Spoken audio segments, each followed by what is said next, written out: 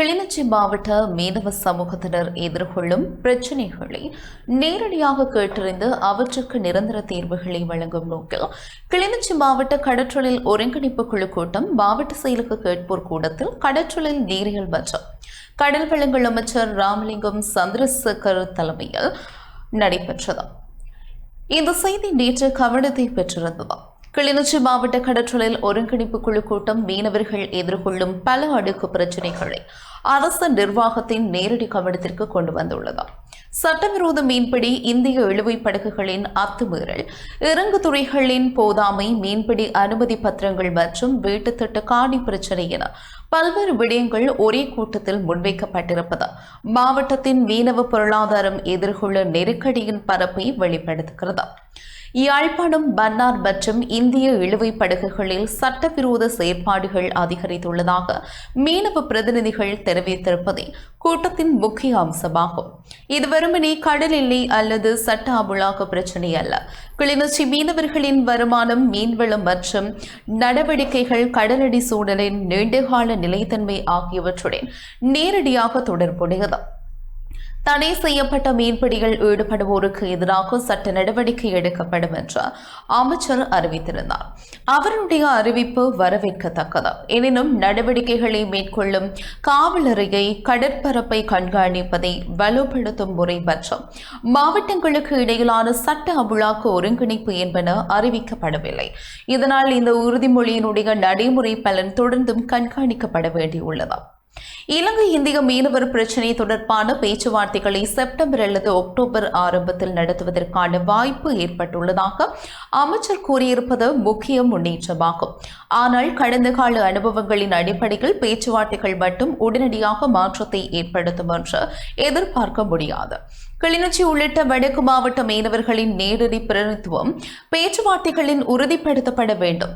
இழுவைமடி மீன்பிடியை தடுப்பதற்கான கால வரையறையை மீறல்களுக்கான கூட்டு நடவடிக்கை மற்றும் பாதிக்கப்பட்ட மீனவர்களுக்கான நிவாரணம் ஆகியவை பேச்சுவார்த்தையின் தெளிவான இலக்குகளாக அமைய வேண்டும். அன்புரம், ஜவுஸ்தியாபுரம், நாச்சிக்குளா, நலாயன், அன்னிவேளாங்கண்ணி மற்றும் கிராஞ்சி உள்ளிட்ட பகுதிகளில் உள்ள மீன்பிடி இறங்குதுறைகளை ஆழப்படுத்த வேண்டும் என்ற கோரிக்கை மாவட்டத்தின் அடிப்படை உட்கட்டமைப்பு குறைபாட்டை எடுத்துக்காட்டுகின்றது. இறங்குதுறைகள் போதிய ஆழமின்றி இருப்பது படகுகளின் பாதுகாப்பான போக்குவரத்தையும் மீன்பிடி நேரத்தையும் சந்தைப்படுத்துதலையும் பாதிக்கக்கூடும். இவற்றுக்கு அதிகாரிகளின் கவனம் ஈர்க்கப்பட்டதாக மட்டும் தெரிவிக்கப்பட்டுள்ளது.